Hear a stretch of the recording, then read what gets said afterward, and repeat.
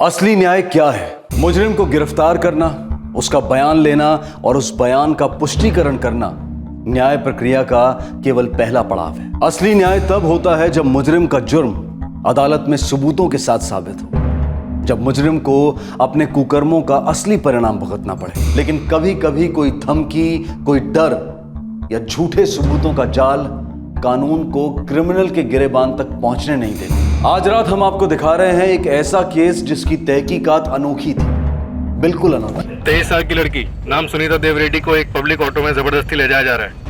हमारे पास सिर्फ इतनी इन्फॉर्मेशन है कि इसमें एक रिक्शा का इस्तेमाल हुआ है और 3 लोग शामिल हैं।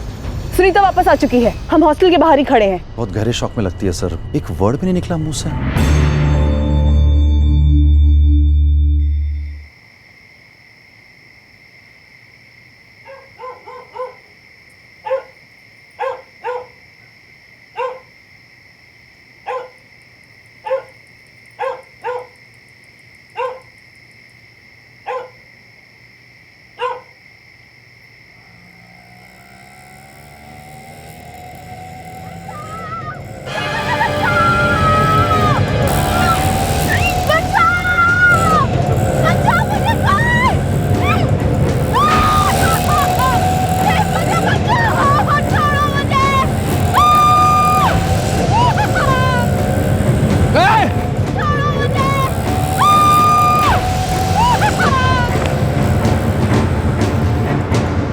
वसंत, ये तो लेडीज स्टॉल है और रिक्शा से लड़की के चिल्लाने की आवाज भी आ रही थी।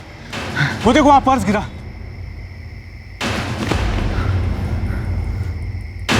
लेडीज बैग है, ये बैग भी उसी लड़की का होगा। Sunita Dev Reddy, microbiology. Rishinagar police station, मैं दिनेश कारंत बोल रहा हूँ, D Ranjan institute of science से। पब्लिक ऑटो था? जी सर, 2 वॉचमैन ने थे। सोमन कट्टा से और टीम से मंगवाओ, रेड अलर्ट पे डालो, सारे रास्ते सील करवा दो, बच के नहीं जाने चाहिए। सोमन कट्टा कम इन। 23 साल की लड़की नाम सुनीता देव रेड्डी को एक पब्लिक ऑटो में जबरदस्ती ले जाया जा रहा है। जितने नाइट पेट्रोल यूनिट्स हैं सभी को इंस्टीट्यूट रोड के आसपास रेड अलर्ट पर लगा दो। सर, मैंने ही आपको फोन किया था।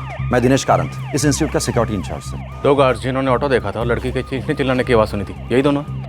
जी नहीं सर, ये वो दोनों नहीं है। मैंने उन दोनों को इस इंस्टीट्यूट के चप्पा चप्पा छान मारने के इंस्ट्रक्शंस दिए सर।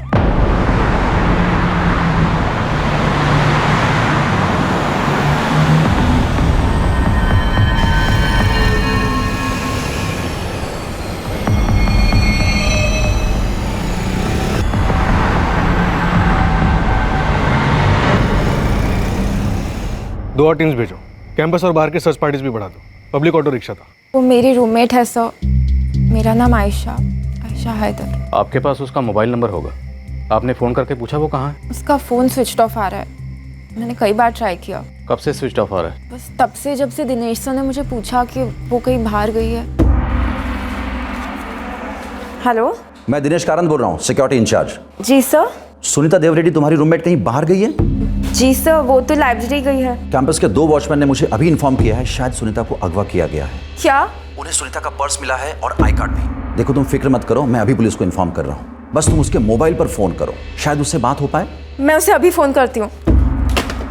मैंने तुरंत सुनीता का फ़ोन ट्राई किया, पर तब से फ़ोन स्विच ऑफ है।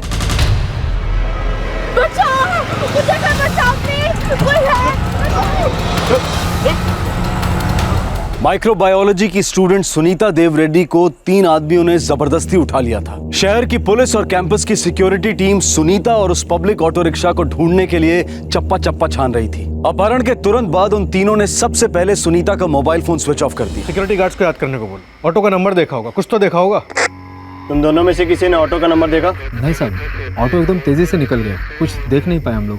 और साफ कोहरा भी था, इसीलिए। सॉरी सर, दोनों ने कुछ नहीं देखा, ना ऑटो का नंबर ना कुछ और। सर, अभी तो कुछ भी हाथ नहीं। और आदमी मंगाओ, हमदौरा, राय के तिपुलाश्री, तीनों स्टेशन से और पेट्रोल टीम मंगवाओ। सर, सुनीता कहाँ की रहने वाली थी? सर, सुनीता बेलगाम को बिलोंग करती है, मैंने उसके पेरेंट्स को इन्फॉर्म कर दिया है। आयशा, सुनीता का कोई बॉयफ्रेंड? No sir. कोई ऐसा जो उसे कॉलेज में परेशान कर रहा हो, धमका रहा हो? नहीं, अगर कोई होता तो वो मुझे ज़रूर बताती। इतनी रात को सुनीता कहाँ गई थी? सर, वो लाइब्रेरी गई थी। लेकिन इतनी रात को? सर, वो एक्चुअली हमारे सेमेस्टर के एग्जाम्स चल रहे हैं, तो डिनर के बाद उसे कुछ बुक्स रिफर करनी थी। कॉलेज, लाइब्रेरी और हॉस्टल के बीच अपना कीमती वक्त बांटती होनहार स्टूडेंट सुनीता अपने हर एग्जाम को बेहद सीरियसली लेती थी। उस रात करीब 8:30 बजे सुनीता ने अपना डिनर खत्म किया।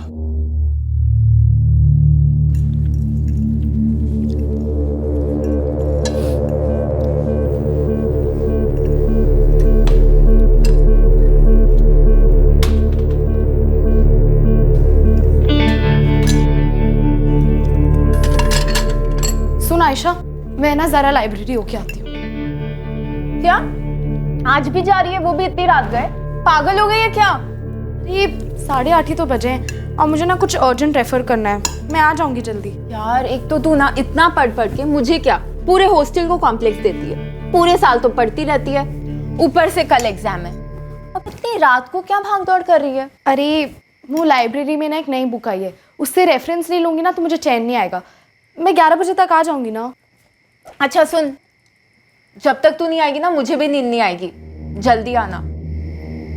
तो क्या इंस्टीट्यूट की लाइब्रेरी पूरी रात खुली रहती है? नहीं सर, लाइब्रेरी टाइमिंग सुबह 8 से रात के 8 तक होते हैं सर। लेकिन सेमेस्टर एग्जाम से 1 महीना पहले लाइब्रेरी सुबह 8 से रात के 11:30 तक ओपन रहती है सर।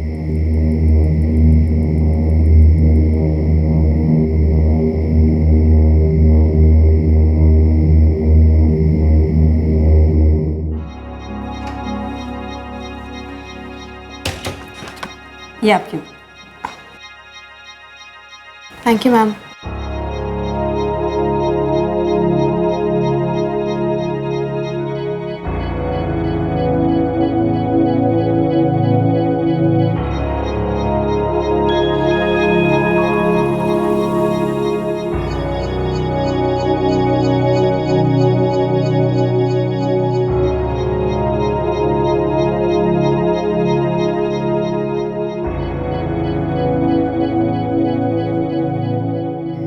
करीब 11:15 बजे सुनीता लाइब्रेरी से चली गई। वो लास्ट स्टूडेंट थी। Thank you Pramila ma'am. हो गई पढ़ाई? जी। कल के एग्जाम के लिए all the best. Thank you. Good night. Good night. Sunita ने लाइब्रेरी से बाहर आने के बाद यहीं से ऑटो लिया होगा। क्या रात को यहाँ पर ऑटो खड़े रहते हैं? नो सर, यहाँ कोई ऑटो खड़े नहीं होते सर। सभी स्टूडेंट्स यहाँ से हॉस्टल तक पैदल ही लौटते हैं सर। हॉस्टल से लाइब्रेरी पैदल आने में तकरीबन 10-15 मिनट लगते होंगे। Correct sir. सबसे पहले फिजिक्स डिपार्टमेंट आता है सर, उसके पीछे रिधिमा गर्ल्स हॉस्टल। प्रमिला जी, हाँ? लाइब्रेरी 11:30 बजे तक खुली रहती है ना? जी। तो क्या आप 11:30 बजे तक लाइब्रेरी में ही थी? नो सर, सुनीता के जाने के बाद मैंने 11 बजे तक वेट किया। कोई स्टूडेंट नहीं आया। मुझे लगा अभी कोई आएगा भी नहीं, इसलिए लाइब्रेरी लॉक करके मैं क्वार्टर्स चली गई। सर, पूरा कैंपस 3 बार घूम गया, कुछ भी नहीं मिला। दिनेश जी, ये रोड सिर्फ इंस्टीट्यूट की रोड है या कॉमन रोड है? कॉमन रोड है, बाहर की गाड़ियाँ भी यहाँ से गुजरती है सर।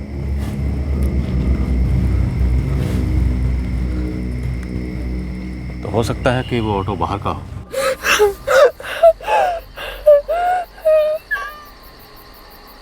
छोड़ देने का मतलब ही नहीं बनता। स्टूडेंट है, सबको बता देगी।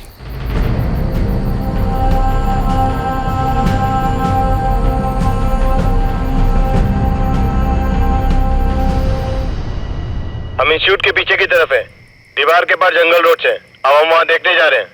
सुनीता मैम, सुनीता आ गई।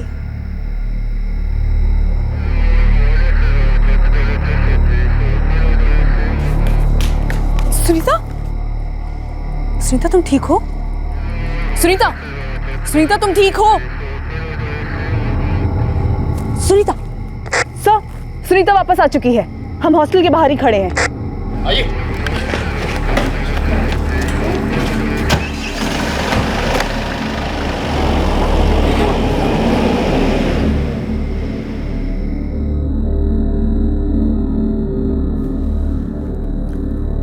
सुनीता, मैं जानता हूँ इस वक्त आपकी हालत ठीक नहीं है, पर क्या प्लीज़ आप हमें बता सकती हैं कि जो लोग आपको ऑटो में उठाकर लेके गए थे वो कौन थे, कहाँ लेके गए? प्लीज़ बताइए। आप वापस कैसे आए? सर, मुझे नहीं लगता सुनीता अब कुछ कहने की पोजीशन में। सर,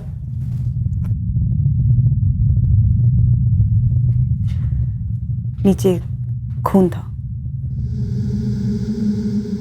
लगता है कुछ बहुत गलत हुआ है।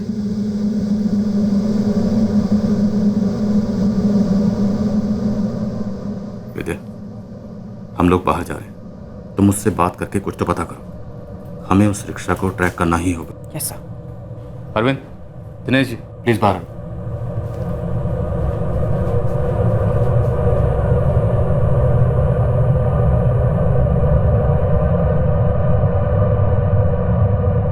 जिन्होंने तुम्हारे साथ ये जो किया है, हम किसी को छोड़ेंगे नहीं, एक एक को सजा होगी। तुम जितना जल्दी कुछ बोलोगी, हम उतना जल्दी उन्हें पकड़ेंगे।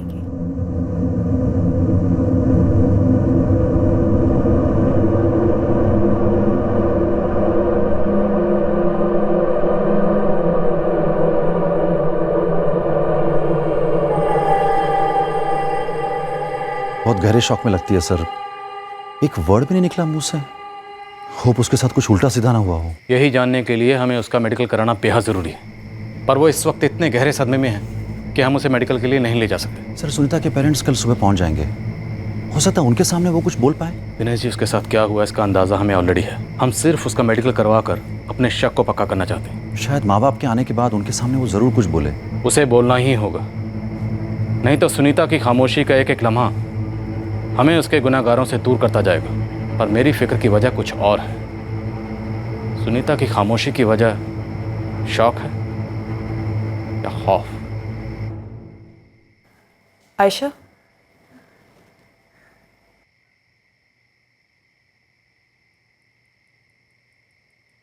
उसे नहाने मत देना और उसके मैले कपड़े धोने मत देना। क्यों?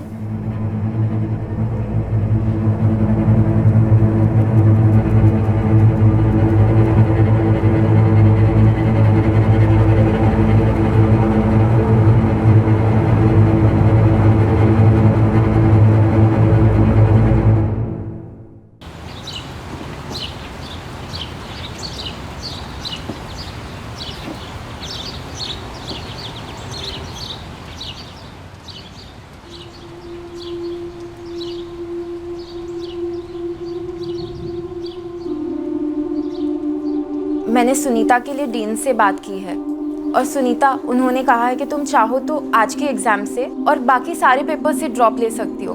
वो तुम्हारा री एग्जामिनेशन करवाएंगे।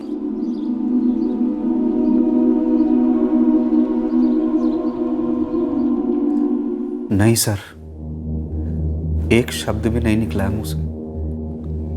और आंखों से आंसू तक नहीं। देखिए, आपकी बेटी के साथ कुछ बुरा हुआ, कुछ बहुत बुरा।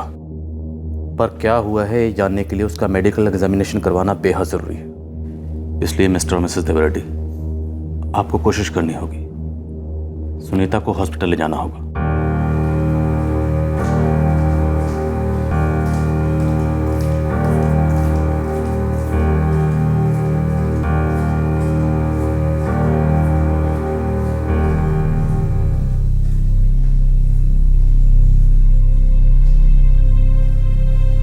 ठीक है, आप भी अंदर आ सकती हैं।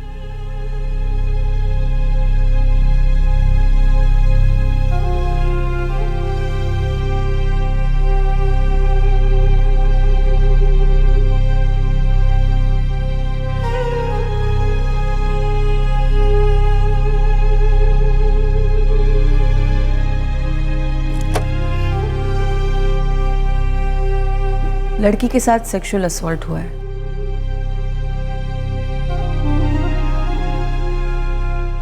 गैंग रेप है।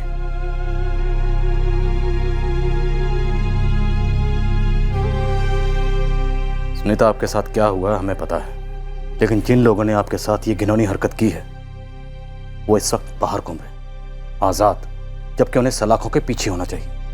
लेकिन जब तक आप हमें कुछ बताएंगे नहीं, हमारे लिए कुछ भी कर पाना मुश्किल हो। इसलिए आपका जो भी दर्द है, जो भी डर है, बस कुछ देर के लिए अपने से अलग करिए और हमें बताइए आपके साथ एग्जैक्टली क्या हुआ और कैसे हुआ।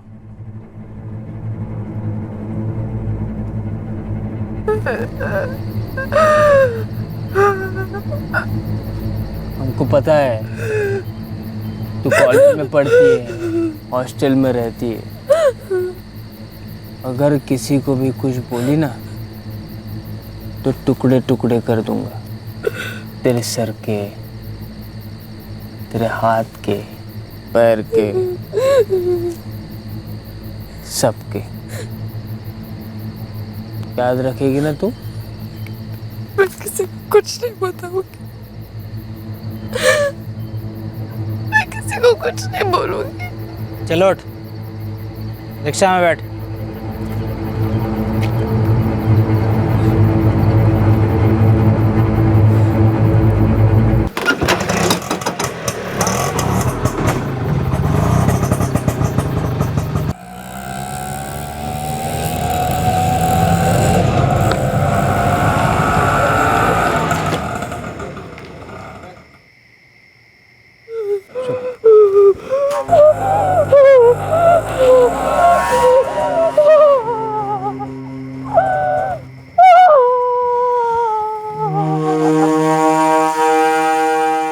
कितने लोग थे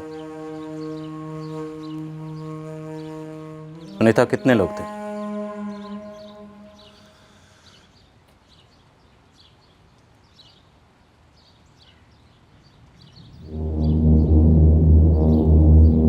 एक आगे ड्राइवर और दो पीछे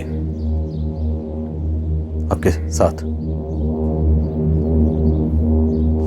आप 8:30 बजे हॉस्टल से लाइब्रेरी गई और तकरीबन 11:15 बजे आपने लाइब्रेरियन को गुड नाइट कहा।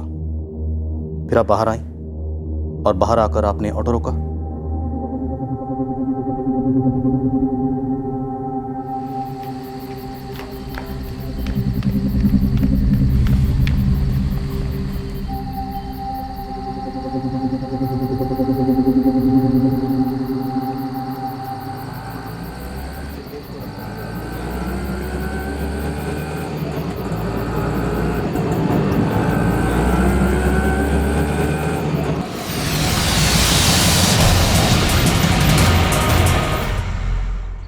क्या आप उन लोगों को पहचानती हैं?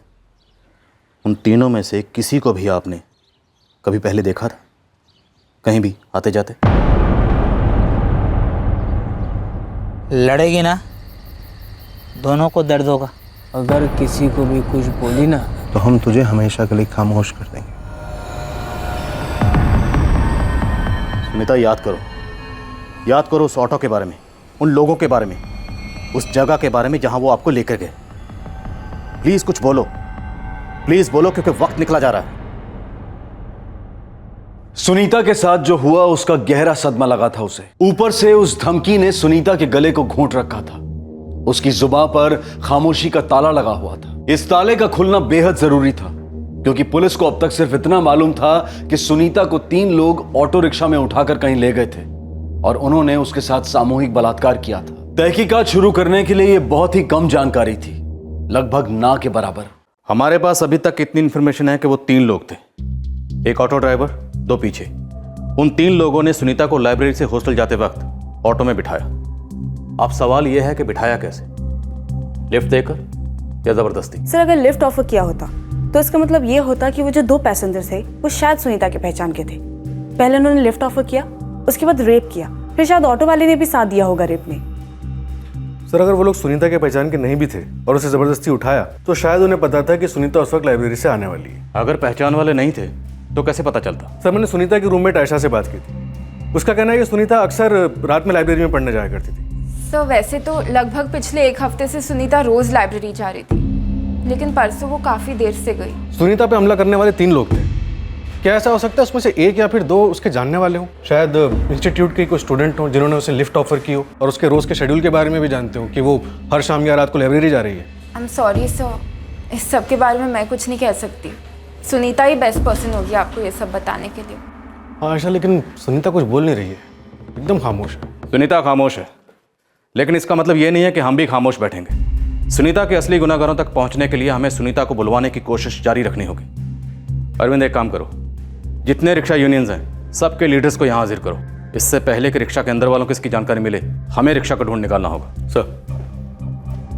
विद्या, लड़की को बुलवाने की कोशिश करती रहो। मैं जानता हूँ वो लड़की चुप है, कुछ नहीं बोल रही है, लेकिन इसका मतलब ये नहीं है कि हम उस लड़की के बोलने का इंतजार करेंगे और कुछ नहीं करेंगे। जितनी जल्दी हो सके हमें इस केस का खाता खोलना है।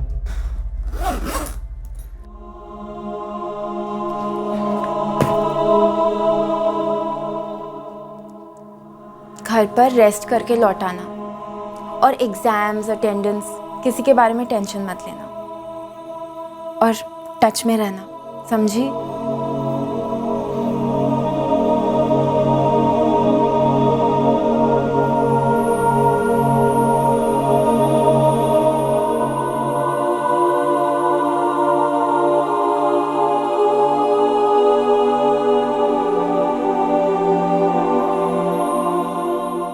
बागलकोट में जितने भी रिक्शाज हैं वो सारे आप दोनों के यूनियंस के अंडर आते हैं? हाँ साहब, मेरे यूनियन में 140 ऑटो है। और सर मेरे यूनियन में आज की डेट में 223 है। सर, सुनीता की रूममेट आयशा का फोन आया था। सुनीता अपने माँ बाप के साथ घर जा रही है। उसे फोन करके समझाओ कि जब तक इन्वेस्टिगेशन पूरी नहीं होती वो लोग नहीं जा सकते। जी सर। अरविंद, अगर जरूरत पड़ी तो खुद जाकर मनाओ उन्हें। हमें उन तीनों आरोपियों को किसी भी सूरत में पकड़ना ही है। अब सुनीता को कुछ बोलना ही पड़ेगा। लेकिन क्यों? आपको तो मालूम ही है कि मेरी बेटी किस हाल में है। हाँ सर, लेकिन आपको ये भी समझना चाहिए कि आपकी बेटी के साथ ऐसा हुआ कैसे, किसने किया ये सब। देखिए सर, अगर अभी आप घर चले गए ना तो हमारे लिए आपकी बेटी सुनीता के गुनहगारों को पकड़ना लगभग नामुमकिन हो जाएगा। मैं सब समझता हूँ मैडम, लेकिन आप लोग भी तो समझने की कोशिश कीजिए ना। मेरी बेटी इस वक्त एक शब्द बोलने की हालत में नहीं है। अगर वो यहाँ रहेगी तो उसकी हालत और खराब होती जाएगी।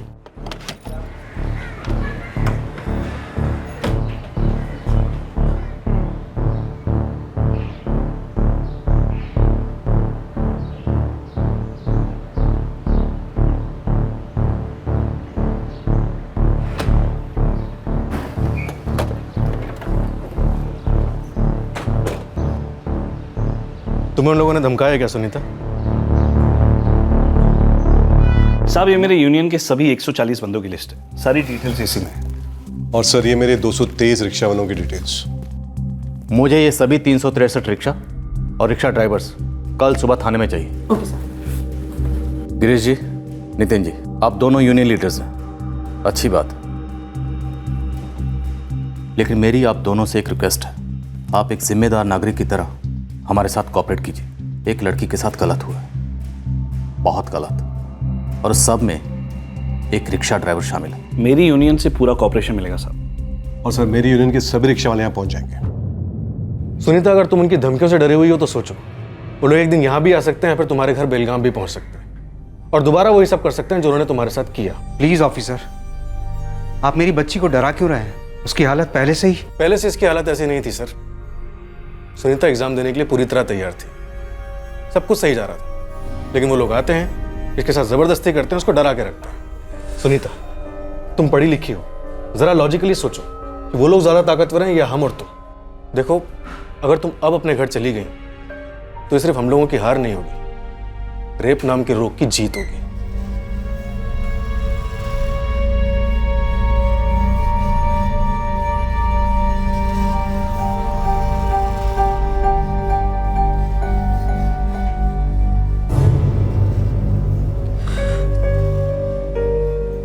मैं घर नहीं जाऊंगी सर। गुड, अब अपने दिमाग से सारा डर निकाल दो। देखिए, आप इसके साथ यहीं रुकिए और इसका अच्छे से ख्याल रखिए। किसी भी चीज की जरूरत पड़े तो हमें बताइए। अब वो लोग बच नहीं सकते।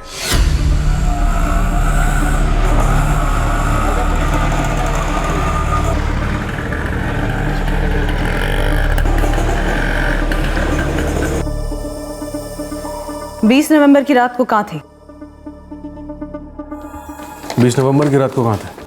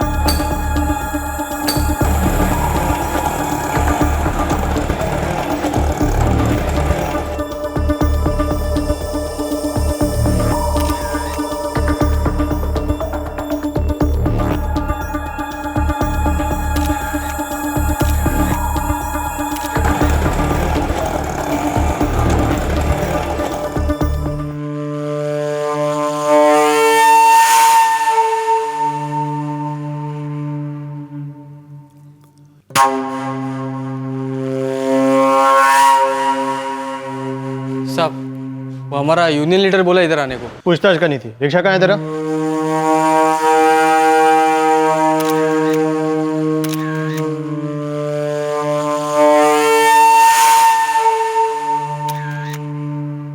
पेपर और बिल्ला लेके साहब से मिल ले जा।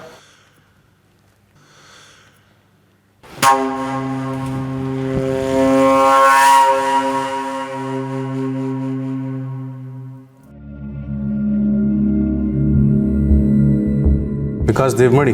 हाँ साहब। 20 नवंबर की रात को कहा था? घर पर था साहब। कहाँ रहते हो? ये स्टेशन के पास साहब। मोबाइल नंबर दो अपना। 444-258-678। ठीक।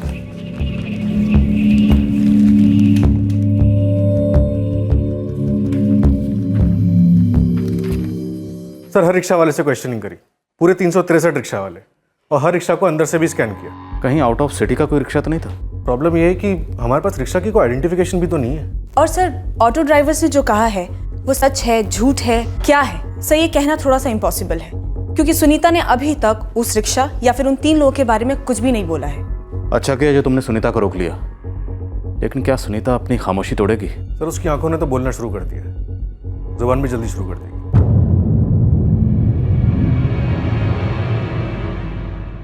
बागलकोट में जितने भी रिक्शा हैं, ये उनकी तस्वीरें।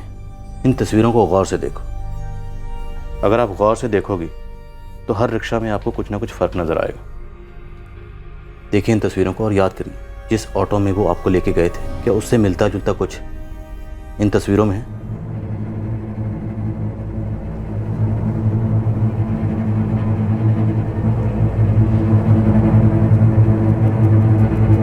बचाओ मुझे, कोई बचाओ प्लीज।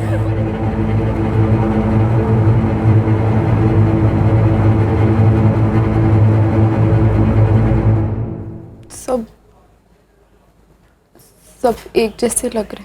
देखो आई नो कि देखने में सारे रिक्शा एक जैसे लगते हैं, लेकिन अगर बारीकी से देखो तो हर रिक्शा में कुछ ना कुछ फ़र्क ज़रूर होता है। जैसे सीट का कलर, और वो कोई फिल्म स्टार की फ़ोटो होती है, या ड्राइवर्स अपने सामने जब भगवान की मूर्ति लगाते हैं और वो अंदर डेकोरेशन का सामान। एक मिनट मैं दिखाता हूँ, ये देखो, जैसे ये एक स्टिकर है और एक स्टिकर ये है ना, दोनों अलग अलग। इसी तरह से हर ऑटो में कुछ ना कुछ फ़र्क होता है। अपने जहन पर जोर डालो और याद करने की कोशिश करो, क्या इन तस्वीरों में वो ऑटो है जिस ऑटो में वो आपको लेके गए थे?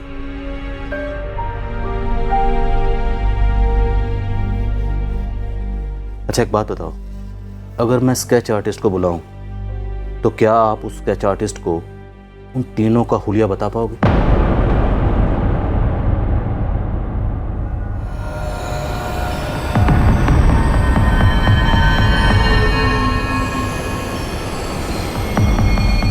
डरो मत, बिल्कुल भी मत डरो। अब वो लोग आपका कुछ नहीं बिगाड़ सकते।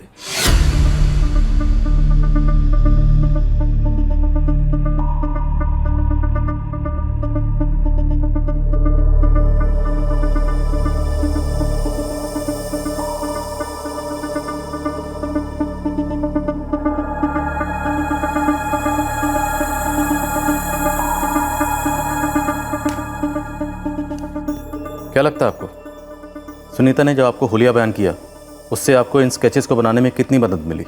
मुझे तो लगता है उसको पता तो सब कुछ है, लेकिन वो बताना नहीं चाह रही कि वो तीनों कैसे दिखते हैं। सब सुनीता डरी हुई है, धमकाया होगा उसे, शायद इसलिए कुछ नहीं बोल रही है। समझ सकता हूँ डरी हुई और कुछ नहीं बोली, लेकिन इसका मतलब ये नहीं है कि हम कोशिश करना छोड़ दें। अंधेरे में सही, लेकिन हम तीर चलाते रहेंगे, और तब तक चलाते रहेंगे जब तक तीर निशाने पर नहीं लग जाता। सर जिस तरह से लड़की को उठाया जाता है, गैंग रेप किया जाता है और फिर धमकी देकर छोड़ दिया जाता है, हो सकता है ये लोग हिस्ट्री शीटर्स हो, शायद किसी गैंगमैन के लोग हों जो परोल या बेल पे बाहर आए हों और सुनीता के साथ ये कांड कर दिया। एक काम करो, खबरी नेटवर्क को एक्टिव करो, लेकिन उन्हें बता देना कि हमारे पास कोई क्लू नहीं है। हमारे पास सिर्फ इतनी इन्फॉर्मेशन है कि इसमें एक रिक्शा का इस्तेमाल हुआ और 3 लोग शामिल थे। सर अरविंद इसका चीज़ भी ले जाओ, लेकिन उन्हें बता देना कि पॉसिबल है कि क्रिमिनल्स की शक्ल इन स्केचेस से बिल्कुल ना मिलती हो। Okay sir. सब सुनीता थोड़ा और कोऑपरेट करती तो हम सारे ऑटो ड्राइवर्स की आइडेंटिफिकेशन परेड करवा सकते थे। बिल्कुल करवा सकते।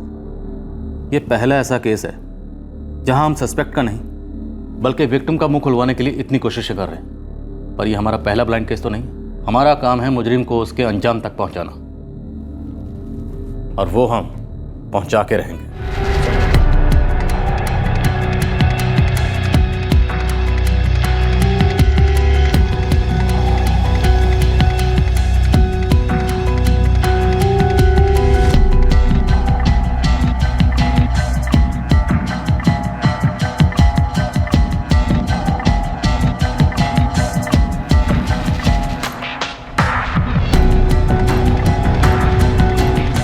हाँ भाई हिस्ट्री शीटर्स, 20 नवंबर की अपनी हिस्ट्री और ज्योग्राफी दोनों बताओ। कहाँ थे, क्या कर रहे थे?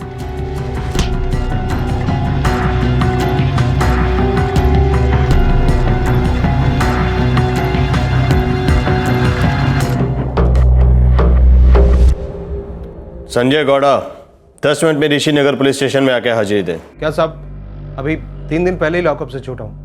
अभी तो घर से बाहर भी नहीं निकला हूँ। कोई बात नहीं, समझ नाइट वॉक के लिए निकला है, वैसे भी 3 दिन में घर में बैठा बैठा बोर हो गया होगा। वो सब क्या फोन पे बात नहीं हो सकती क्या? हो सकती तो फोन पर ही करता ना।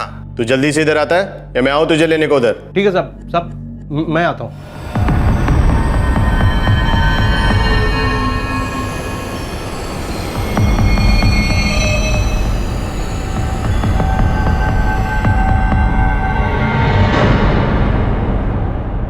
सर 54 हिस्ट्री शीटर से क्वेश्चनिंग करी, उनके स्टेटमेंट्स वेरीफाई किए, क्रॉस चेक भी किए। और सर जहां भी डाउट लगा 2 बार 3 बार क्वेश्चनिंग की है सर। और कुछ हाथ नहीं आया, एक भी सुराग नहीं मिला। एक बात है सर, थोड़ी अजीब। बोलो। सर एक हिस्ट्री शीटर है संजय गौड़ा, परसों बता रहा था 3 दिन पहले जेल से छूट कर आया है। मैंने कॉल किया, बोला आज आप बात करनी है, नहीं आया सर। ठीक है साहब मैं आता हूँ। मैंने आज दोबारा कॉल किया सर, फिर से बित्तू के बहाने बनाने लगा। क्या रे संजय गौड़ा, बहुत मस्ती चढ़ी है, आता हूँ बोल के आया नहीं अभी तक। सॉरी सर, वो अचानक से मुझे इधर मैंगलोर आना पड़ा। वो क्या है कि मेरी बड़ी अम्मा की तबीयत बहुत खराब है। अगली गाड़ी पकड़कर बागलकोट पहुंच और स्टेशन से सीधा ऋषि नगर पुलिस स्टेशन आ। इस बार टाला तो बहुत बुरा फंसेगा। नहीं सर, मैं बस 1 घंटे से मैं निकलता हूँ इधर से। नहीं आया सर, और आज मोबाइल स्विच ऑफ करके बैठा है। क्या हिस्ट्री है संजय गौड़ा की? सर चोरी के केसेस में 2 बार जेल काट चुका है और झूठ बोल रहा था कि 3 दिन पहले जेल से छूट के आया है। हो सकता है किसी और केस में इन्वॉल्व हो और पुलिस से डर रहा हो। होने को तो ये इस केस में भी शामिल हो सकता है। हो सकता है। कोई फोटो है संजय गौड़ा की? सर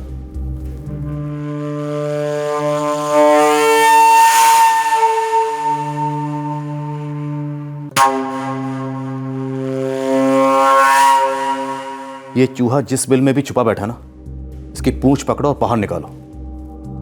ये जितना हमसे दूर भाग रहा है, मेरे शक को उतना ही पुख्ता कर रहा है। विद्या, यस सर। ये तस्वीर सुनीता को दिखाओ। Okay sir. तीर तो चलाते हैं, अंधेरे में ही सही।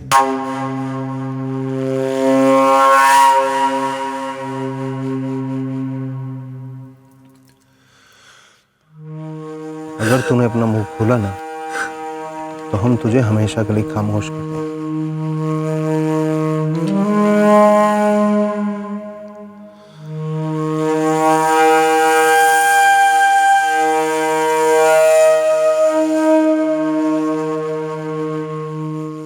सुनीता कुछ बोल नहीं रही है सर, लेकिन डरी हुई है। सर संजय गौड़ा ने कहा था कि वो मैंगलोर में है, जबकि उसका last cell phone location Mysore था। मतलब संजय गौड़ा हमसे झूठ बोल रहा है। विद्या, अरविंद, अब हमारा सारा फोकस इस संजय गौड़ा पे होगा। इसके फोन रिकॉर्ड्स निकलवाओ। इसके फोन में जितने नंबर हैं सबसे कांटेक्ट करो। इसके रिश्तेदारों का पता लगाओ, खबरें लगाओ इसके पीछे। इस संजय गौड़ा का चांस हमें लेना ही होगा।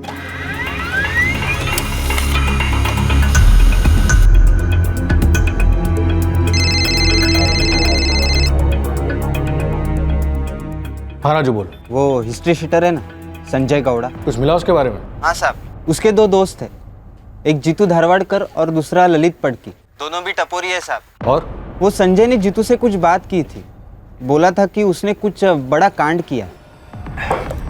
यार वो संजय है ना, वो साला बहुत बुरी हालत में है। बहुत बुरा लग रहा है यार उसे। किस बात का बुरा लगा? कुछ किया है उसने? कांड हुआ ना। कांड मतलब वो इंस्टीट्यूट वाला जो लड़की को उठाकर रेप हुआ था? ये संजय गौड़ा भी शामिल था क्या इस गैंग रेप में? साहब आप एक बार बात कर लो जीतू और ललित से, इस जीतू दड़वड़कर और ललित पड़की दोनों को उठाओ प्यार से, किसी को खबर नहीं लगनी चाहिए। ये ले। पूरा खत्म करना होगा, समझी?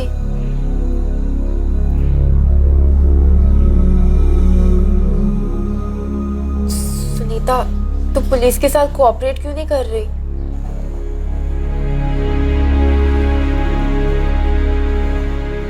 पुलिस कुछ नहीं कर सकती आयशा। पुलिस ने कहा है कुछ नहीं होगा, वो पूरी प्रोटेक्शन देंगे।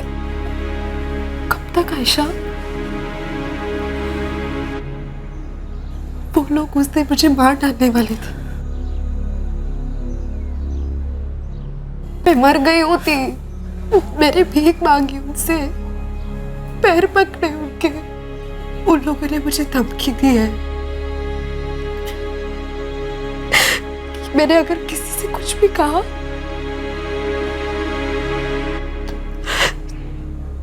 तो जान से मार डालेंगे वो।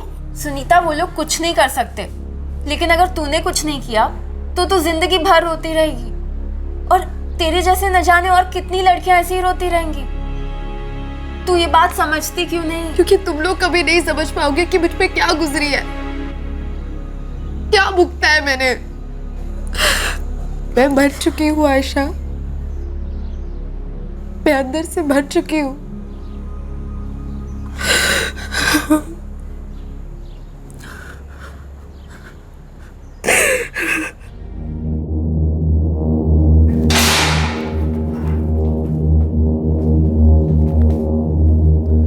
तो तुम लोग बता रहे थे कि तुम्हारे दोस्त संजय गौड़ा को बुरा लग रहा था, क्यों बुरा लग रहा था उसे? सब उसने जो किया वो, उस बात का उसे बहुत बुरा लग रहा था। सब वो बहुत पछता भी रहा था। क्या किया था उसने? क्यों पछता रहा था वो? क्योंकि उसने एक लड़की को ऑटो में उठाया और 2 लोगों के साथ मिलकर उसका बलात्कार किया। हाँ साहब। ए संजय, क्या है बे? इतना टेंशन में क्यों है तू? वो पुलिस स्टेशन से फोन आया था, बुला रहे, मैं जा नहीं रहा हूँ। अबे तुझे क्यों बुला रहा है बे? तू जा क्यों नहीं रहा है? वो जिन जिन का पुलिस रिकॉर्ड है ना, उन सबको बुला रहे। हाँ पता है यार, वो इंस्टीट्यूट वाला कांड हुआ है ना यार, बहुत गलत हुआ है यार। वो बेचारी लड़की यार अपना मुंह भी नहीं खोल रही है यार। ए संजय, तुझे इसके बारे में कुछ पता है क्या? इसलिए नहीं तू जा रहा पुलिस स्टेशन? ए बोलना यार संजय, तुझे मालूम है क्या ये साला रेप किया किसने यार? अब मतलब अपने पहचान में से कोई है क्या? उस रेप केस में 3 लोग थे, उन 3 में से एक मैं तो साला। 2 दिन पहले संजय गौड़ा ने तुम लोगों को बताया कि वो सुनीता के बलात्कार में शामिल था, लेकिन तुम लोग सुनकर चुपचाप बैठे हो। साहब वो हमें पता नहीं था कि वो सच बोल रहा है कि झूठ बोल रहा है। साहब वो इतना पिया हुआ था, हमें लगा ऐसे ही कुछ बड़बड़ा रहा है। इतना बड़ा कांड करके कोई बड़बड़ाता है क्या? अगर वो पिए हुए था, तुम लोगों ने जानने की कोशिश की कि वो सच बोल रहा है झूठ बोल रहा है? अभी बोलो ना साहब, मारना मत। जो जानते हो सब सच बोलो, वरना तोड़ के रख दूंगा। उस दिन उसके साथ 2 लोग और कौन थे? संजय, तेरे अलावा उस रेप केस में और 2 जन कौन थे? विकास देवमनी और गोविंद हेगड़े। साहब हम सच कह रहे हैं, हमें नहीं मालूम था कि संजय सच बोल रहा है या हमें गोली दे रहा है। साहब हमें तुम लोग मिले कहाँ पे? बार उस रात इतना मजबूत पिया ना, मतलब होश ही नहीं था।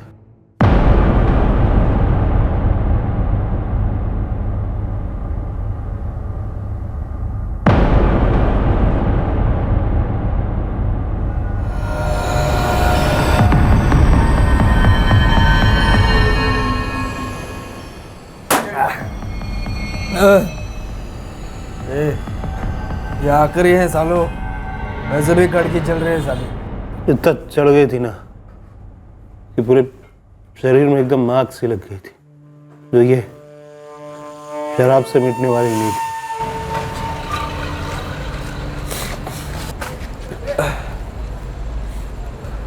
अरे बाप रे यार, दो दो दिख रहा है। विकास गाड़ी चला रही ना? मैं गाड़ी क्या, मैं घोड़ी भी चला लूंगा। वैसे बुरा नहीं है, और इस टाइम में अगर कोई लड़की मिल जाए ना तो नशे का मजा एकदम डबल। मेरे पास तो रोकड़ा है नहीं, वरना ने विकास के नाम पे उधार दिया। हीराबाई की लड़कियां उसके नाम पे हीराबाई उधार नहीं देंगी।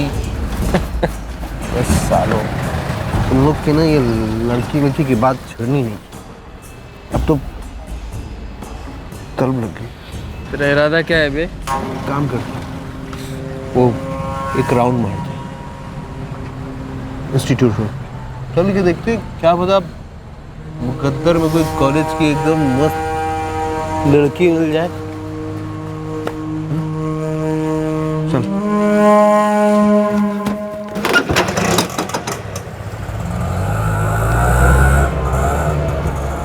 क्या कर दिया हमने, क्या कर दिया? वो लड़की बहुत मासूम थी, साला ऐसा लग रहा था शरीर के अंदर कोई जानवर घुस गया हो। कोई होश नहीं, कोई समझ नहीं, बस एक के बाद एक, एक के बाद एक। उस लड़की का चेहरा याद आता है ना तो ऐसा लगता है अपना चेहरा कहाँ छुपा दूं। मैं तुम लोगों के आगे हाथ जोड़ती हूँ, मुझे जाने दो। हम लोगों ने यार बहुत गलत काम कर दिया, एक लड़की की जिंदगी बर्बाद कर दी। संजय गौड़ा ने तुम लोगों को इतना सब कुछ बताया, तुम लोगों को लगा कि वो सिर्फ नशे में बड़बड़ा रहा है। संजय गौड़ा कहाँ है? वो मैंगलोर में नहीं है, इतना हम जानते हैं। उसके फ़ोन की लोकेशन से हमें इतना तो पता है कि वो मैसूर में है। मैसूर में कहाँ है वो? बच्चों की कसम मुझे कुछ नहीं मालूम साहब। साहब उसका कल रात को फ़ोन आया था, मैंने उसे बोला था कि पुलिस के सामने पेश हो जा। नहीं यार, मैं पुलिस के पास नहीं जाऊंगा, मुझे बहुत डर लग रहा है। गैंग रेप किया है तूने, इतना बड़ा जुर्म, कभी किसी को पता चला और कभी पब्लिक के हाथ लग गया तो टुकड़े टुकड़े कर देंगे तेरे। जेल ही तेरे लिए महफूज जगह है संजय, मेरी बात मान ले। उसके बाद उसने फोन बंद ही रखा है, पता नहीं कहाँ है, क्या कर रहा है साहब।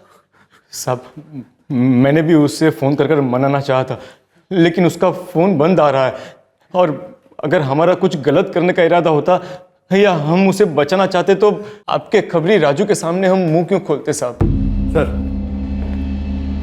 संजय गौड़ा का फोन स्विच ऑन हो गया, लोकेशन बागलकोट दिखा रहा है। अपने दोस्त से बात करोगे?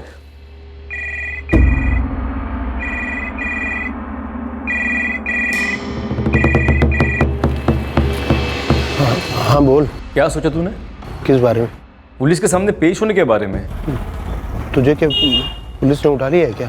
हाँ, इस वक्त हम साहब के सामने हैं। और देख यार संजय, साहब ने कहा है कि अगर तू यहाँ पर आकर अपना जुर्म कबूल कर लेगा ना तो बहुत कम सजा होगी। देख यार संजय, अगर तू भागने की कोशिश करेगा ना तो तेरे साथ हम भी फंस जाएंगे। अरे हमने तो कुछ किया भी नहीं है यार। संजय गौड़ा, पीआई श्रीपद अयंगर बोल रहा हूँ। हेलो।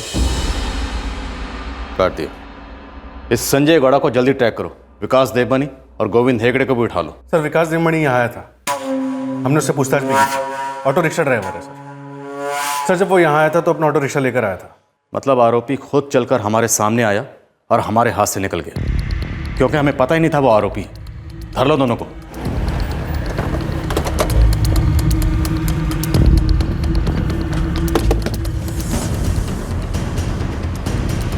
जी विकास देवमणि घर पे।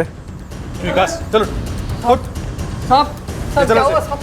साहब कुछ तो बोलो साहब, क्या किया मैंने? साहब कहाँ लेके जा रहे हैं मुझको साहब? लोकेश इसका ऑटो लेकर आओ। साहब साहब मेरे भाई को क्यों लेकर जा रहे हैं साहब? विकास साहब साहब मेरी बात सुनो ना साहब। सर ऑटो ड्राइवर विकास देवमणि कस्टडी में है। संजय गौड़ा का फोन अभी भी स्विच ऑफ जा रहा है, लेकिन हमने उसे ट्रैकिंग पे डाल रखा है। पर सर, गोविंद के घर का एड्रेस नहीं है हमारे पास। पूरी फोर्स लगा दो। खबरियों से कहो कि संजय गौड़ और गोविंद हेगड़े की पूरी कुंडली निकालें। अब इस केस को क्लोज करने का वक्त करीब आ गया, बस थोड़ी कसर बाकी है।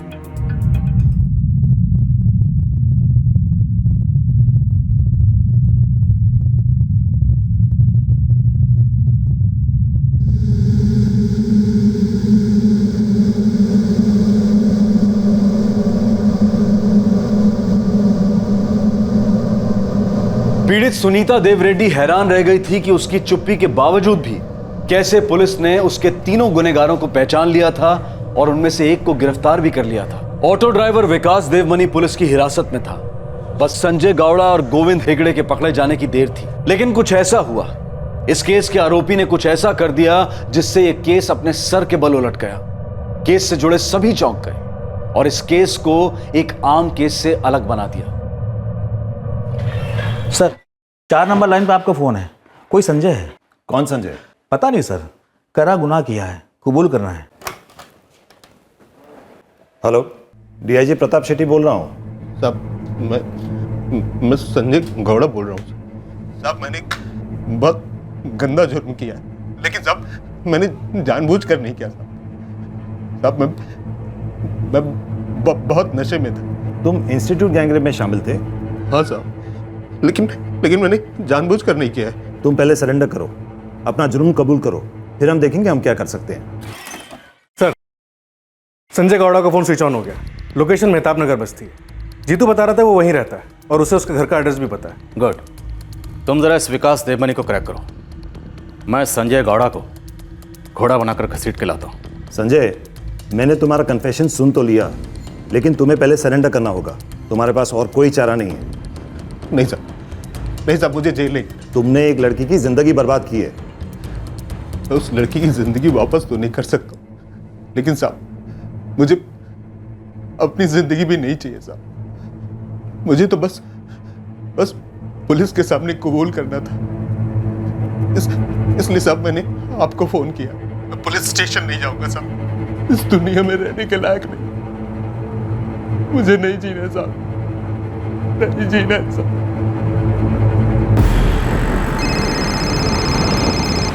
सर, भयंकर इंस्टीट्यूट गैंगरेप का अक्यूज संजय गौड़ा, उसने मुझे कॉल किया। जी सर, हम उसी को उठाने जा रहे हैं, मेहताब नगर बस्ती। जल्दी पहुंचो ऑफिसर, वो सुसाइड की धमकी दे रहा है। उसे ये मौका मत देना। Yes sir. मैं चप्पा फुल स्पीड।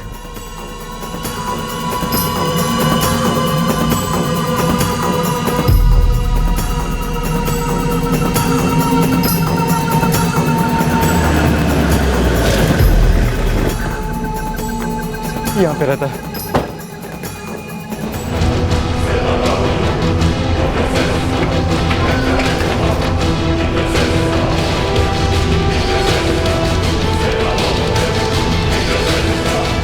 सर, ये कर रहा है।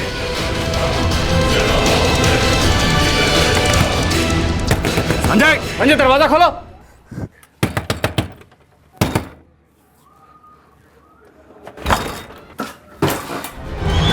सर, अगर ये संजय होश में आता है तो इसका कन्फेशन ले लेते हैं। विकास देवमनी की क्या रिपोर्ट है? टूट नहीं रहा है सर, एक ही बात पे अड़ा हुआ है। इन सब में इन्वॉल्व नहीं है। नहीं साहब, नहीं साहब, मैंने कुछ नहीं किया साहब। मुझे फंसाया जा रहा है साहब। मैं सच कह रहा हूँ साहब, मैं घर पर ही था साहब। मेरे भाई को भी पूछ लो सब, चंदन को, कसम से साहब। ऑटो रिक्शा कस्टडी में ले लिया सर। सर, अब तो सुनीता को अपना मुंह खोलना ही पड़ेगा। उसकी खामोशी में बहुत भारी पड़ सकती है। हेलो सही, तीसरा आरोपी गोविंद हेगड़े ट्रेस हुआ है सर। कहाँ? सर, मालती नगर में। लेकिन एक प्रॉब्लम है सर। कैसी प्रॉब्लम? सर, उसने अपने एक दोस्त असलम को फोन किया और असलम ने हमें फोन करके बताया है कि सर गोविंद हेगड़े सुसाइड करने जा रहा है। क्या? नहीं रे असलम, मैं पुलिस के सामने नहीं जाऊंगा। तू उनको बोल दे कि मैं उन्हें जिंदा नहीं मिलूंगा। अबे गोविंद, क्या पागलों जैसी बात कर रहा है तू? देख, मैं तेरी मदद कर सकता हूँ। तू बस मेरी एक सहायता कर दे। तू पुलिस को मेरा संदेशा दे दे यार, नहीं जीना यार। कोई मालती नगर पहुंचा है नहीं? गोविंद हेगड़े के घर। सर, हम लोग रास्ते पर ही है। उसका दोस्त असलम हमारे साथ है। 5 मिनट में पहुंच रहे सर। हम भी पहुंच रहे हैं। अरविंद को एड्रेस मैसेज करो।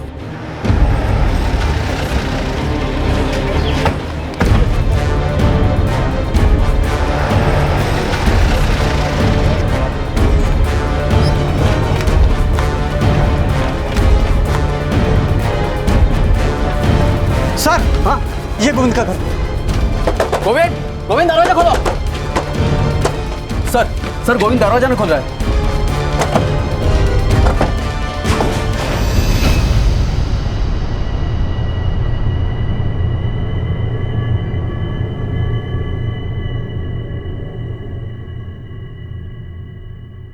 सुनीता, ये तीनों इस वक्त हमारी हिरासत में है।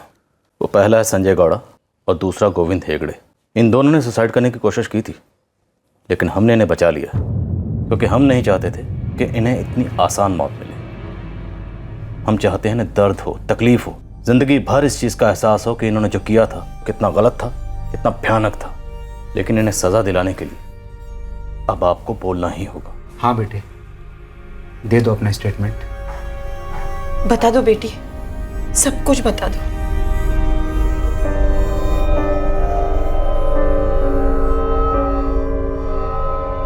संजय और गोविंद ने अपना गुनाह कबूल कर लिया, लेकिन ये विकास देवमनी, इसका कहना है कि ये उस रात वहां नहीं था, ये अपने घर पर सो रहा था। आप लोग मुझे यहां पर ऐसे नहीं रख सकते। अरे कुछ नहीं किया मैंने, मैं उस रात वहां पर था ही नहीं। और से देखो, क्या ये वहां था या नहीं?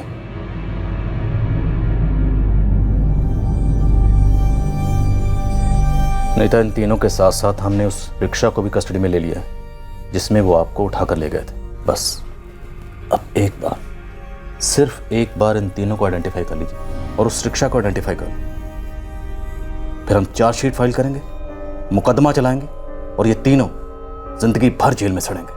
लेकिन अब भी अगर आप आगे नहीं आए और मुंह नहीं खोला तो हमें मजबूरन इन्हें छोड़ना पड़ेगा। प्लीज अपना बयान दे दो, अपने लिए, कानून के लिए, समाज के लिए। प्लीज अपना स्टेटमेंट दे दो, प्लीज।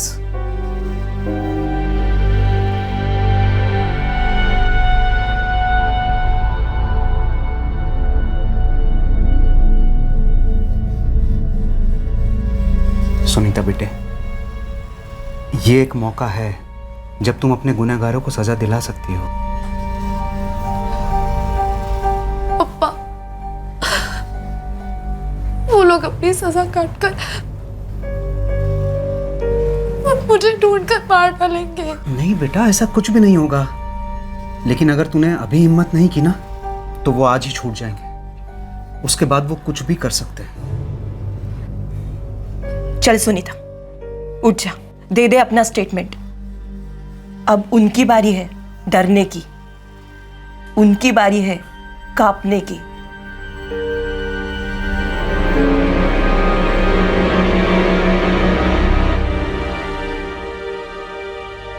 गैंगरेप के दो आरोपी संजय गौड़ा और गोविंद हेगड़े अपनी जान देने चले थे, लेकिन पुलिस ने उन्हें बचा लिया ताकि उन्हें उनके किए की सजा मिल सके। संजय गौड़ा और गोविंद हेगड़े दोनों कह रहे थे कि उन्हें अपने किए पर पछतावा है। दोनों ने अपना जुर्म भी कबूल कर लिया था और उन्होंने यह स्टेटमेंट भी दिया था कि विकास उनका तीसरा साथी था और ऑटो विकास चला रहा था। लेकिन विकास अपना जुर्म कबूल करने से साफ इनकार कर रहा था। अब इस केस की डोर विक्टिम सुनीता के हाथों में थी। या तो वो बयान देकर अपने आप के लिए न्याय पा सकती थी, या फिर वो डर की काल कोठरी में बैठकर अपने आप को दर्द की उम्र कैद दे सकती थी।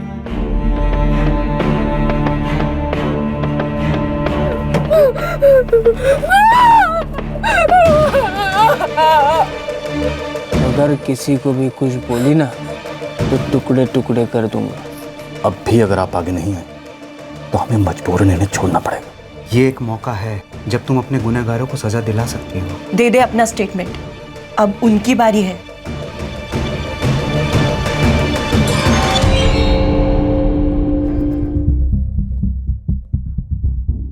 सुनीता के बयान के मुताबिक उसके साथ रेप करने वाला वो तीसरा शख्स विकास देवमनी ही था।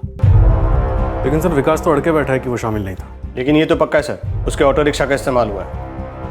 सब सुनीता ने अपने बयान में विकास के ऑटो रिक्शा के अंदर की एक एक डिटेल दी है।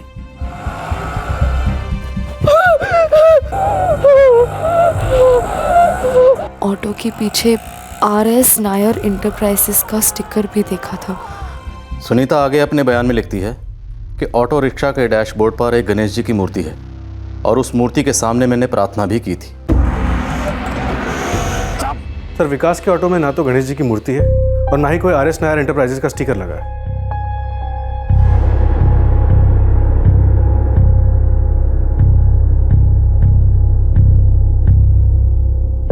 अरविंद, ये मूर्ति और स्टिकर तो आराम से चेंज किए जा सकते हैं। हाँ, लेकिन विकास मान नहीं रहा है सर, और बार बार एक ही बात कह रहा है कि वो उस रात घर पर ही था। हमारे पास सुनीता की स्टेटमेंट है, उसकी मेडिकल रिपोर्ट है, 3 आरोपियों में से 2 के बयान है, संजय और गोविंद के। सिर्फ ये विकास देवमनी है जो अपनी इन्वॉल्वमेंट से इनकार कर रहा है। सर, अगर हम संजय और गोविंद की स्टेटमेंट्स के आधार पर विकास को अक्यूज मान भी ले और सुनीता उसका आइडेंटिफिकेशन कर भी लेती है तो भी वो कोर्ट में छूट सकता है। विकास को लेकर कोर्ट में हमारा केस थोड़ा कमजोर पड़ सकता है सर। हमें ये केस वाटर टाइट बनाना है। हम पहले इस केस में बहुत सारे चांसेस ले चुके हैं, अब कोर्ट में हमें एक भी चांस नहीं लेना है।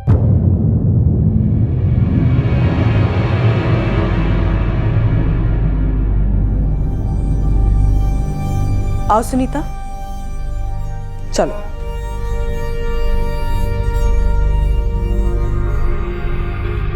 सुनीता, आपने हमें बताया कि आपने उस रिक्शा में 2 चीजें नोटिस की, एक RS नायर एंटरप्राइजेस का स्टिकर और दूसरी गणेश मूर्ति। ये दोनों चीजें उस रिक्शा में थी। देखो सुनीता, असली मुजरिम तक पहुंचने के लिए हमारे पास सही इंफॉर्मेशन का होना बहुत जरूरी है। इसलिए मैं आपसे पूछ रहा हूं कि आप श्योर हो, क्योंकि उस वक्त आप डरी हुई थी, स्ट्रेस में थी। हो सकता है आपको कुछ याद ना रहा हो, आपने वहां कुछ और देखा हो, इस वक्त आपको कुछ और याद आ रहा हो। ऐसी कोई बात तो नहीं है?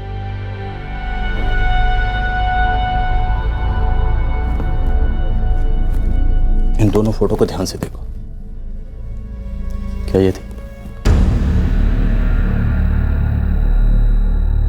नहीं सर, ये नहीं थे। मुझे बहुत डर लग रहा है अम्मा, मुझे ये सब देख कर वो रात याद आ रही है। Okay, relax. हम आपको और स्ट्रेस नहीं करेंगे, कुछ नहीं पूछेंगे आपसे। रिलैक्स। अरविंद, विद्या, अब हमें इस केस को अपने पुलिस स्टेशन का, अपने करियर का सबसे मजबूत और वाटर टाइट केस बनाना है। इसलिए हम एक भी सुराग नहीं छोड़ेंगे। किसी भी बयान या सबूत में शक की कोई गुंजाइश नहीं रहनी चाहिए। इन तीनों आरोपियों की 20 नवंबर की रात से लेके आज 29 नवंबर तक मुझे हर घंटे की रिपोर्ट चाहिए। उनकी एक भी मूवमेंट, एक भी हरकत मिस नहीं होनी चाहिए, क्योंकि अब इस केस में छोटी सी छोटी डिटेल भी बहुत मायने रखती है। Am I clear? सर, अंग्रेजी में कहावत है, सो नियर येट सो फार। इस गैंगरेप केस के तीनों आरोपी पुलिस कस्टडी में थे। उनमें से 2 ने सुसाइड का हाई ड्रामा भी कर लिया था और अपना जुर्म अपनी मर्जी से कबूल कर लिया था, लेकिन एक आरोपी बड़ी चालाकी से खेल रहा था। वो अपने बयान पर अड़कर बैठा था कि वो इस जुर्म में शामिल नहीं था, और बड़ी चालाकी से उसने अपने ऑटो रिक्शा की डिटेलिंग भी बदल दी थी। लेकिन पुलिस ऐसा कुछ भी नहीं छोड़ना चाहती थी जिससे विकास या दूसरे 2 आरोपी संजय और गोविंद किसी कानूनी लूपहोल की वजह से आजाद दुनिया में लौट जाएं। पुलिस ने गांठ बांध ली थी कि ये केस वाटर टाइट होगा, और ऐसा ही हुआ। साहब, उस दिन भी मैं आपसे यही कहना चाह रहा था। उस रात को मेरा भाई यहाँ घर पर ही था। शाम 8 बजे हम दोनों ने साथ में खाना खाया और फिर उसके बाद वो घर से बाहर गया ही नहीं। अगर तुम्हें ऐसा लग रहा है तुम अपने रेपिस्ट भाई को बचाकर बहुत महान काम कर रहे हो, तो इतना याद रखना, उन तीनों को तो सजा होकर ही रहेगी, और तुम पर पुलिस को गुमराह करने के और सबूत मिटाने के चार्जेस लगाए जाएंगे। याद रखना मेरी बात। चलो।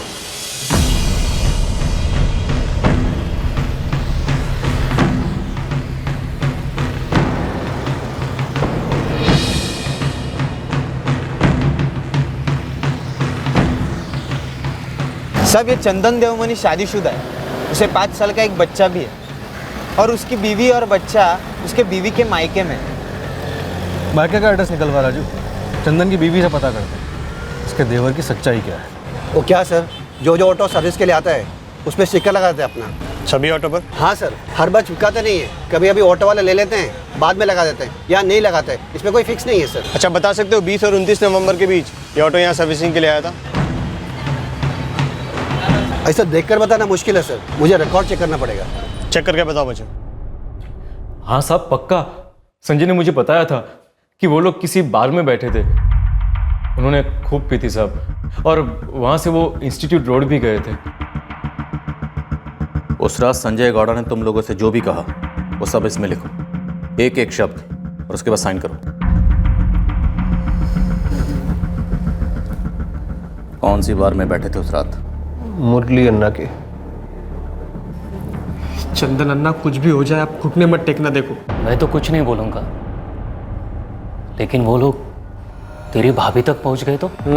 अन्ना कुछ भी करो लेकिन मुझे यहाँ से निकालो। मेरे को जितना करना था किया विकास। ऐसा मत बोलो अन्ना, ऐसा मत बोलो। वो संजय और गोविंद डरपोक निकले, हो गई गलती, लेकिन एक गलती के लिए जिंदगी भर अंदर सड़ना पड़ेगा क्या? हाँ मैडम, पिछले एक हफ्ते में मैंने ऐसी मूर्ति एक ही बेची थी। आपको कैसे याद है कि एक ही मूर्ति बिकी? ये देखिए मैडम, ये इसलिए मुझे याद है, पिछले हफ्ते मैंने ऐसे एक ही पीस बेची थी। फिर तो आपको कस्टमर भी याद होंगे। इसने खरीदी थी? कोई औरत थी। चंदन देवमणि की पत्नी, विकास की भाभी। ये औरत विकास की सबसे करीबी है। उठा लाओ इसे। हाँ सर, राजू खबरी विकास की भाभी के मायके का नंबर निकलवा रहा है, मिल जाएगा सर। साहब मैं इन तीनों को अच्छे से पहचानता हूँ, मैंने पढ़ा भी इन तीनों ने क्या किया। तुम्हें गवाही देनी होगी। 20 नवंबर की रात को ये तीनों यहाँ पे बैठ के दारू पी रहे थे। पक्का दूंगा साहब, इन तीनों ने काम इतना गंदा किया है। और एक बात है साहब। क्या? ये विकास है ना, ऑटो ड्राइवर, यहाँ पे एकदम रेगुलर है, हफ्ते में 2-3 बार पक्का बैठता है। पिछली बार जब उसके पास पैसे नहीं थे तो मैंने उसे उधारी दी। अरे अन्ना, आज थोड़ा रोकड़ा कम है, बाद में देते। हाँ बाद में देते। ठीक है, ला इधर, लेकिन अगली बार पक्का देना। हाँ पक्का अन्ना, पक्का देगा। थैंक यू अन्ना। उसके बाद वो वापस आया नहीं। ये उस दिन का बिल है मेरे पास। जैसे पक्षी एक एक तिनका, एक एक पत्ता इकट्ठा करते हुए अपना घोंसला बनाते हैं, वैसे ही पुलिस भी छोटे से छोटे सुराग और सबूत को इकट्ठा करते हुए अपने केस का ऐसा घोंसला तैयार कर रही थी जो किले जितना मजबूत हो। जब यह केस शुरू हुआ था तब पुलिस के हाथ में कुछ भी नहीं था, पीड़ित की शिकायत तक नहीं थी, और अब यह केस कोर्ट में पेश होने लायक तैयार होता जा रहा था। एक मजबूत वाटर टाइट केस। अरविंद, विद्या, लोकेश, कांग्रेचुलेशंस। हमने इस केस के ताबूत की हर कील एकदम सही ठोक दी है। बस सिर्फ दफनाना बाकी है।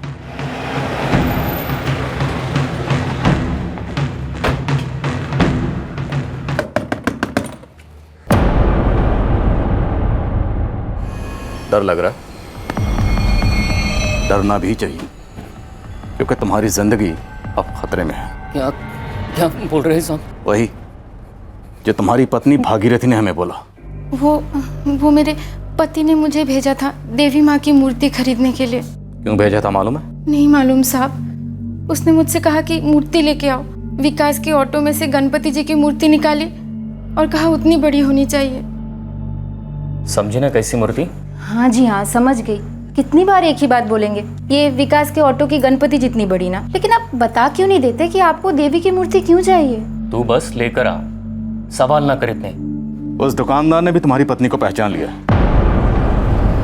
हाँ मैडम, यही औरत थी, साथ में एक बच्चा भी था, 4-6 साल का लड़का। अब अगर इस सब में तुम्हारी पत्नी भी शामिल हुई तो तुम पति पत्नी दोनों जेल में सड़ोगे, और तुम्हारे किए की सजा भुगतेगा तुम्हारा मासूम बच्चा। बोलो सच क्या है? तुम अकेले थे या तुम्हारी पत्नी भी इसमें शामिल थी?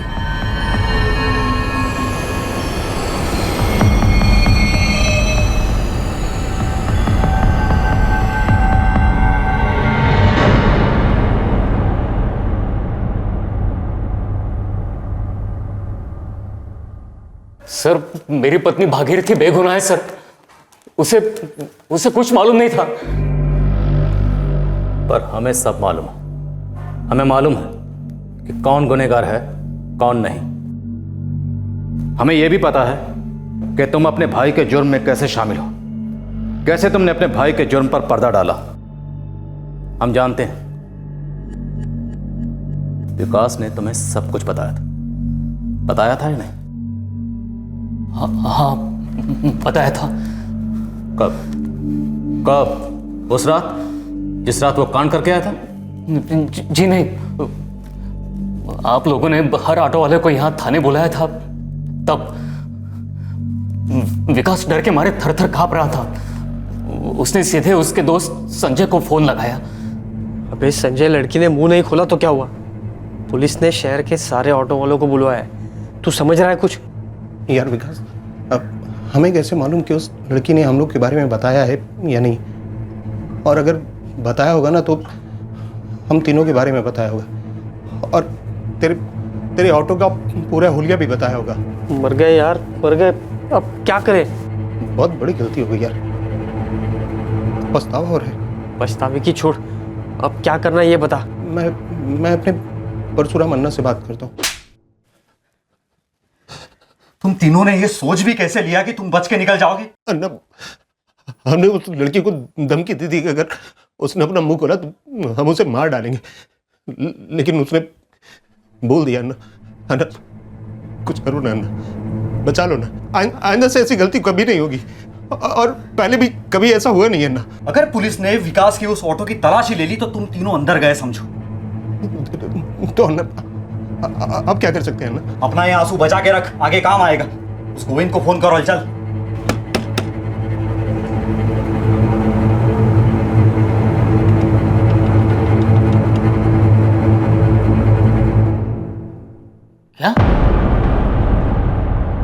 क्या कर दिया सालों तुमने? हम लोग ऐसे लोग हैं क्या? हाँ, तुम तीनों ने कैसे कर दिया? विकास चंदन, मारने के लिए बहुत टाइम मिल जाएगा। पहले ये फैसला करना है कि इन लोगों को बचाना है या नहीं। अरे सजा तो मतलब फांसी वांसी भी हो सकती है ना? वो नहीं पता, लेकिन ये लोग लंबा जाएंगे। क्या करें अब परशुराम, क्या करें?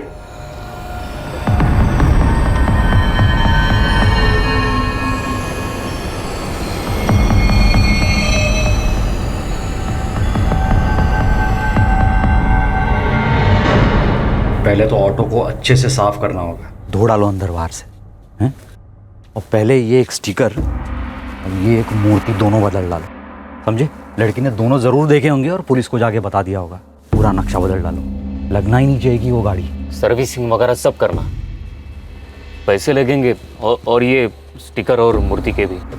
मैं एक प्रिंटर को जानता हूँ, उसका ऑटो स्पेयर पार्ट का दुकान है और उनके पास गराज स्टिकर बनाने का काम भी आता है। तो स्टिकर लिया उससे, हाँ? और इसके लिए जितना भी पैसा लगेगा लगा दो। मेरे पास तो कुछ भी नहीं है। मैं अपनी बहन से थोड़े कुछ पैसे उधार ले सकता हूँ। 2,500 किस लिए? अक्का, वो नौकरी के लिए ना म्यूनसिपैलिटी में अर्जी दी है, तो वहाँ का साहब बोला कि 2,500 देगा तो नौकरी मिल जाएगी। गोविंद, 200-250 होते तो मैं दे देती, 2,500 तो बहुत है। अक्का कुछ करो ना, बहुत ज़रूरी है, आज ही चाहिए। गोविंद ने अपनी अक्का से 2,500 निकलवा लिए सर। फिर मैं मूर्ति लेने जा रहा था, तब संजय के बड़े भाई परशुराम ने मुझे रोक लिया। कहाँ जा रहे हो? वो मूर्ति लेने। तुम दोनों नहीं जाओगे? आप दोनों जाओगे? कैसे बच्चों वाली बात करता है चंदन। हम में से कोई भी नहीं जाएगा, एक भी सुराग मिलना नहीं चाहिए पुलिस को। हम किसी और को भेजते हैं। भागीरथी भाभी को भेजें? हाँ, ये हो सकता है। औरत जाएगी तो किसी को कोई शक भी नहीं होगा और सारा मामला धीरे धीरे दब जाएगा। मेरी पत्नी भागीरथी मासूम है सर, उसे कुछ भी मालूम नहीं था। उसने बस वो मूर्ति मेरे कहने पर खरीदी। तुम सबके सब दोषी हो, सबके सब। तुम लोगों ने गैंग रेप जैसा संगीन अपराध करने वाले 3 लोगों को ना सिर्फ बचाने की कोशिश की, बल्कि उनके जुर्म पर पर्दा डाला, पुलिस को गुमराह किया और सबूत मिटाने की कोशिश की। परशुराम गौड़ा, गोविंद की बहन हेमा, मुझे सबके स्टेटमेंट चाहिए, सारे के सारे डिटेल्स चाहिए। सर, कहा था मैंने चंदन, मुजरिम को बचाना भी बहुत बड़ा जुर्म होता है। तुम तो गए।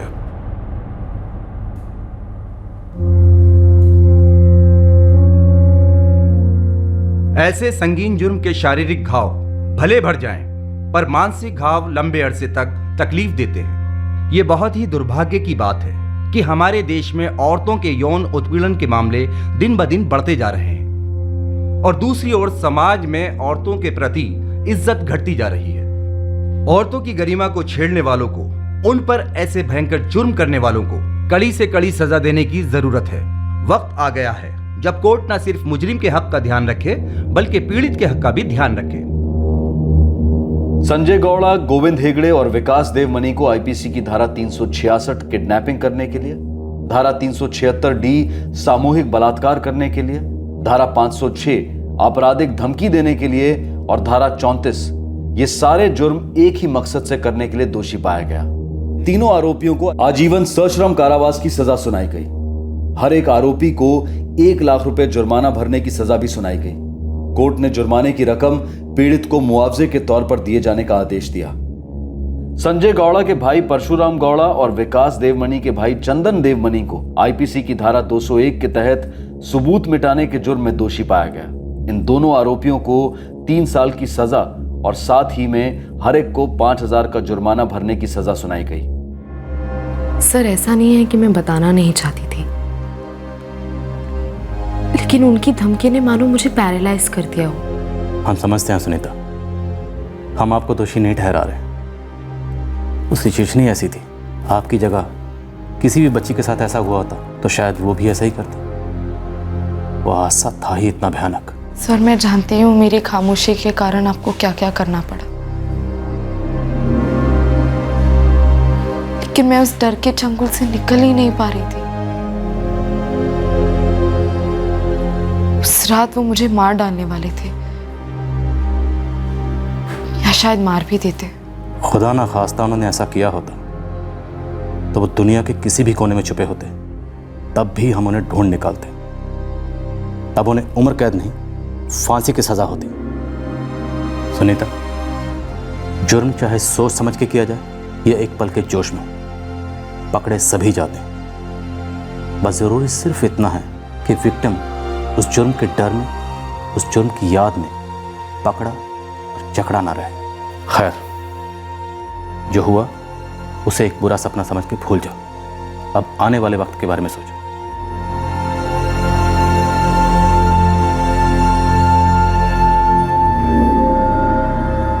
सुनीता देव रेड्डी के लिए इंस्टीट्यूशन ने दोबारा एग्जाम्स ऑर्गेनाइज किए।